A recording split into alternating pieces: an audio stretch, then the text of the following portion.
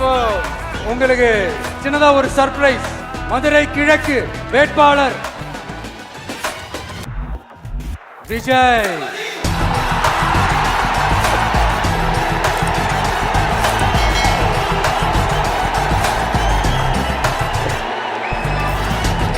இன்னும் முடிக்கல ஒரு நிமிஷம், இன்னும் முடிக்கல. மதுரை மேற்கு வேட்பாளர் விஜய்.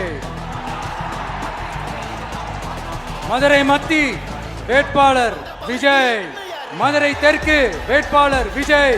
மதுரை வடக்கு வேட்பாளர் விஜய். மேலூர் விஜய். சோழவந்தான் விஜய். திருப்பரங்குன்றம் விஜய். திருமங்கலம் விஜய். உசிலம்பட்டி விஜய்.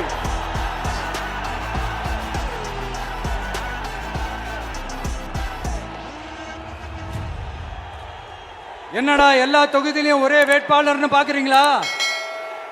234 தொகுதியிலையும் இந்த விஜய் தான், அதாவது உங்க விஜய் தான் உங்க சின்னம்.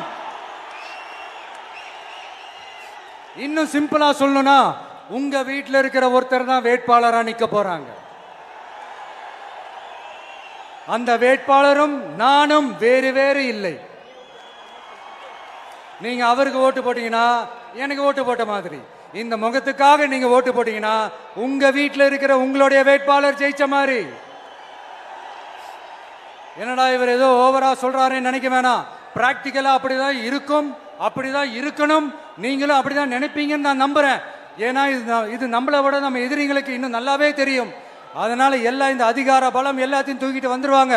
வரட்டும், பாத்துக்கலாம். TVK will take it, TVK will meet it, TVK will compete with it and TVK will conquer it. TVK will conquer it.